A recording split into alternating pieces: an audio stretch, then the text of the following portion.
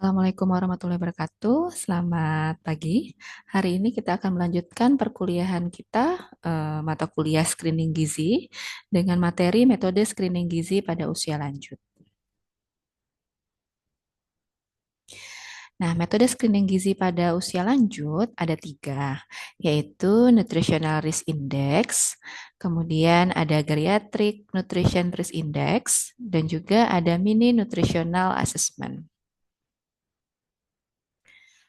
Nutritional Risk Index atau NRI.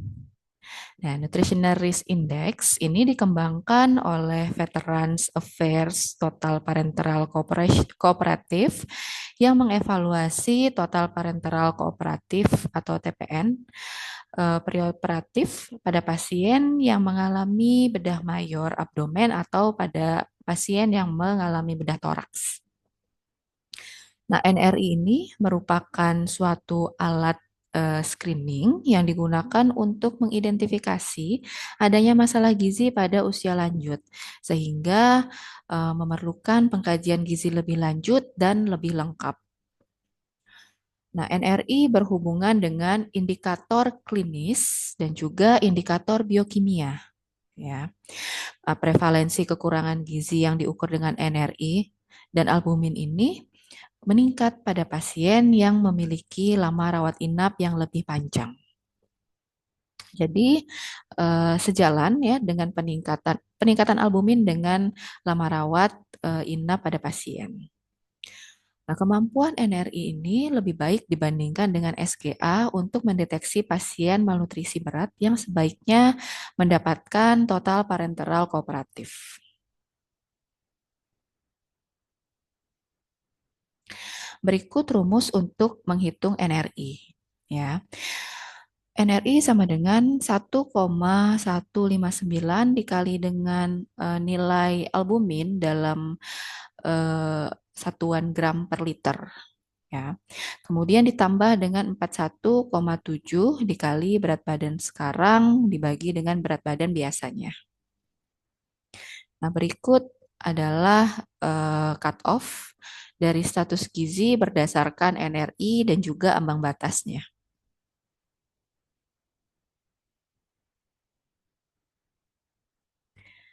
Kita lanjutkan ke GNRI atau Geriatric Nutrition Risk Index. Nah, GNRI ini merupakan metode screening gizi untuk populasi usia lanjut yang melibatkan indikator biologis seperti serum albumin dan berat badan. Ini hampir sama dengan NRI yang sebelumnya. Nah, hanya saja GNRI ini merupakan modifikasi dari NRI, yaitu GNRI menggunakan berat badan ideal sedangkan NRI menggunakan berat badan sebelumnya. Kemudian pengukuran tinggi badan pada lansia sebaiknya menggunakan tinggi lutut atau panjang depa karena adanya perubahan struktur tulang pada lansia yang cenderung bungkuk. Nah, GNRI ini merupakan alat uji yang baik dalam memprediksi resiko malnutrisi pada pasien lansia di bangsal bedah. Namun, kurang baik dalam menentukan pasien yang tidak beresiko malnutrisi ketika hasilnya negatif.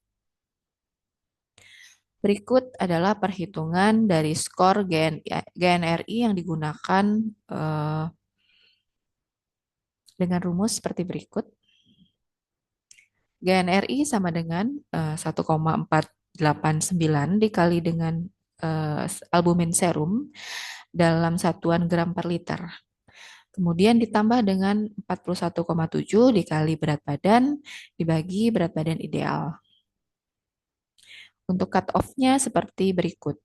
Dikategorikan menjadi 4 kategori, yaitu beresiko tinggi, beresiko sedang, beresiko rendah, dan tidak beresiko.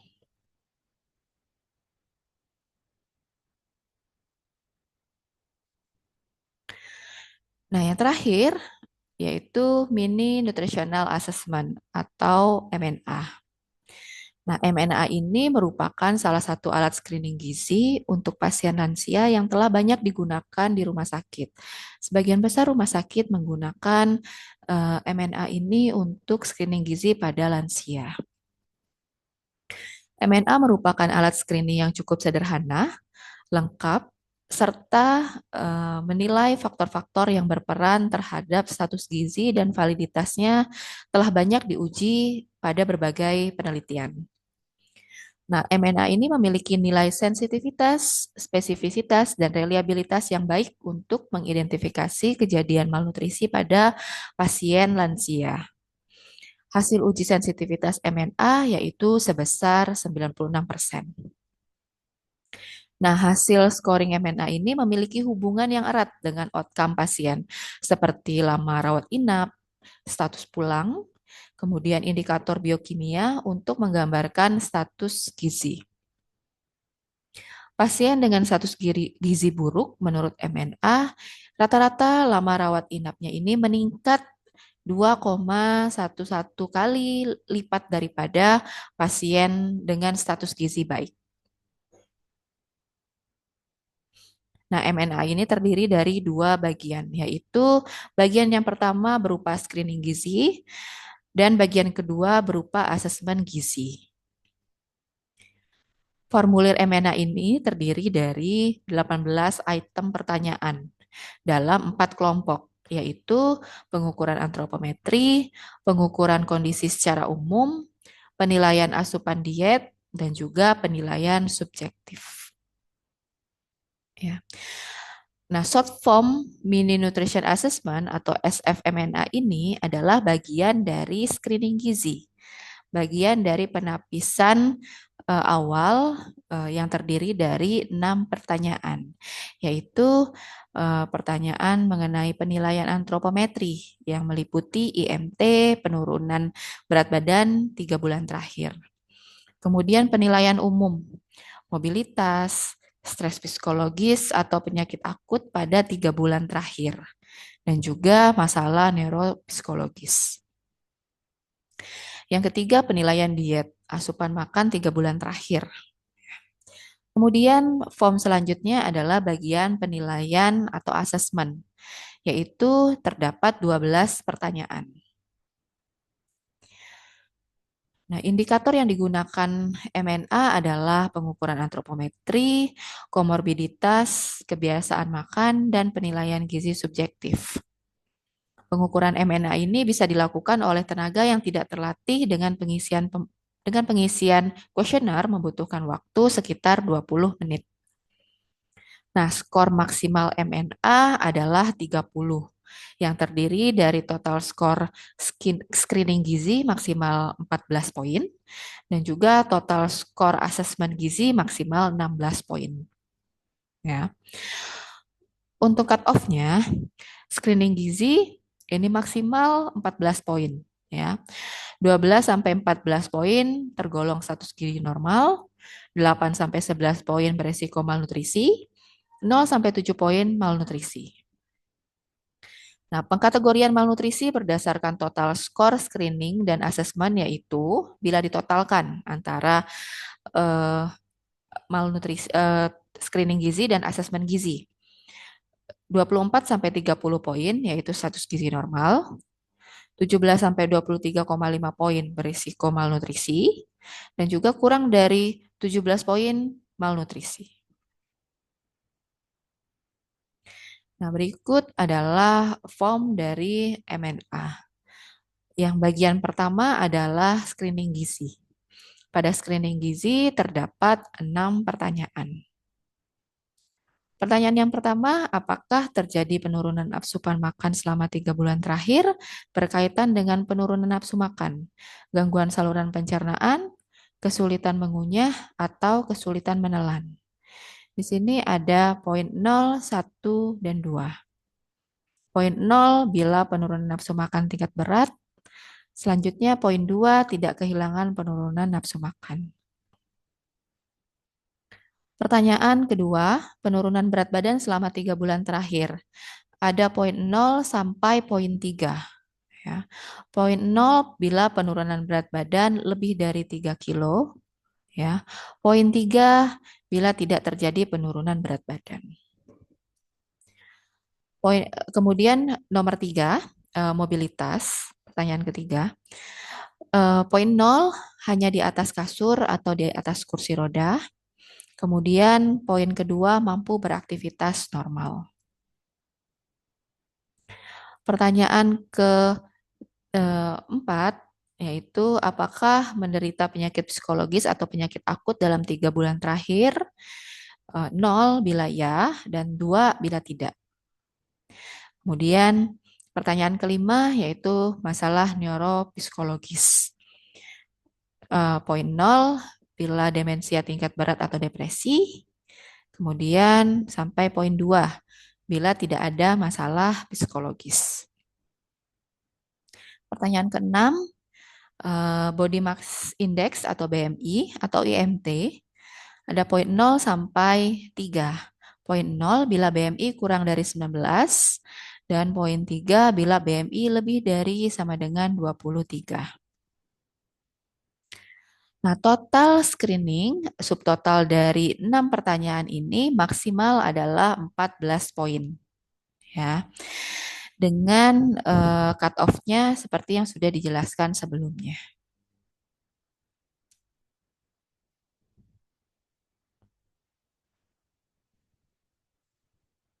Selanjutnya adalah bagian kedua, yaitu asesmen gizi. Nah, asesmen gizi ini ada beberapa pertanyaan. Oke. Pertanyaan yang pertama yaitu hidup mandiri, sedang tidak dalam perawatan atau di rumah sakit. Ada poin 1, ya, poin 0, tidak. Kemudian konsumsi lebih dari 3 resep obat dalam 1 hari. Poin 0, ya, poin 1, tidak. Kemudian, apakah ada luka tekan atau ulkus pada kulit? Ya. Poin 0, ya, poin 1, tidak. Kemudian, berapa kali pasien makan dalam sehari? Poin 0, 0 sampai 1 kali, poin 1, 1 sampai 2 kali, dan poin 2, 2 sampai 3 kali.